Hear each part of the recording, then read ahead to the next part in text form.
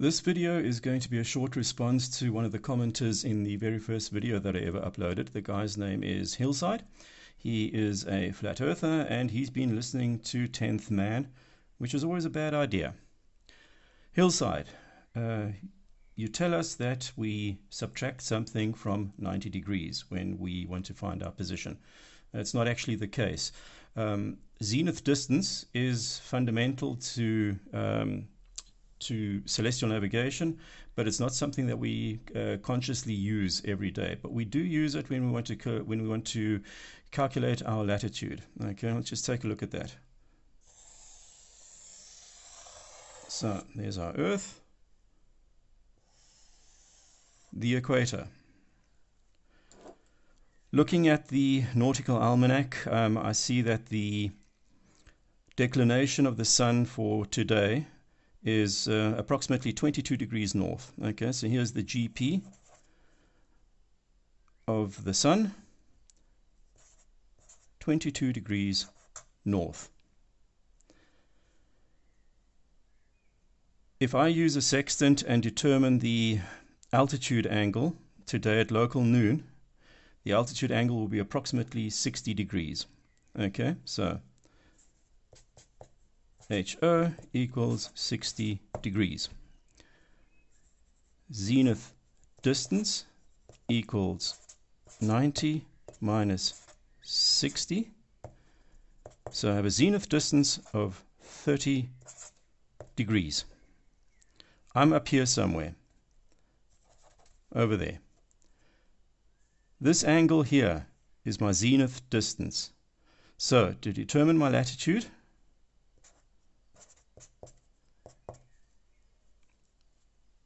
I add zenith distance plus declination. Okay, 30 degrees plus 22 degrees equals 52 degrees north, and that is actually my my latitude.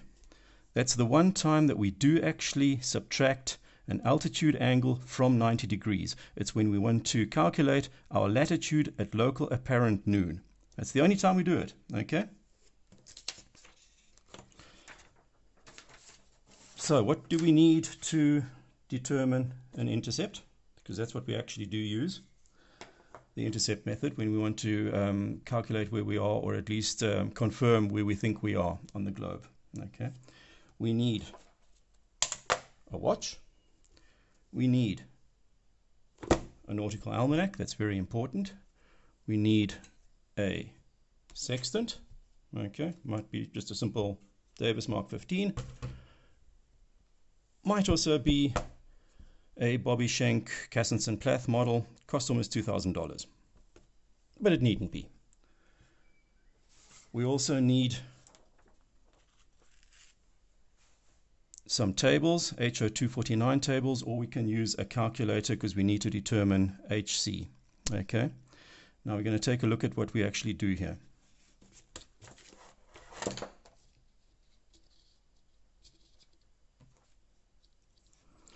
We're somewhere off San Diego. I don't know, we're somewhere over there. Okay, that's our DR.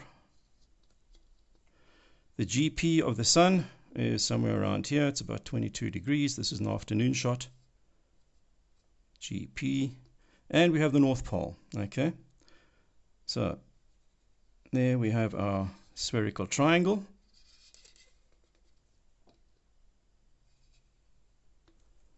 Okay, so we believe that we're somewhere over here.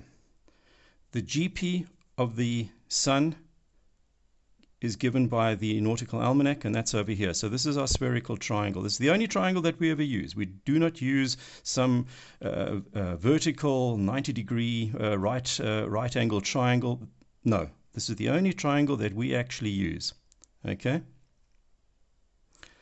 we have an LHA, that's our local hour angle. And we have the longitude and the latitude of the GP. It's actually called Greenwich hour angle and declination, but it's basically longitude and latitude. It's just given a different name. This triangle is going to give us 3 entry arguments that we need. It's going to give us the declination of the sun. We have the latitude or presumed latitude of the observer. That's over here. And we have this hour angle. The site reduction tables require these three entry arguments in full integer. Okay, so I'm assuming that I'm somewhere around 52 degrees north latitude. So I have 52 degrees. I'm assuming a declination of approximately of the sun of approximately 22 degrees, and here I have my local hour angle. If the local hour angle is less than 180 degrees, it's going to be an afternoon shot, which is what we have here. The sun is to the west of us. Okay, this is how it's actually done. So Hillside, show me how you calculate the intercept on a flat Earth.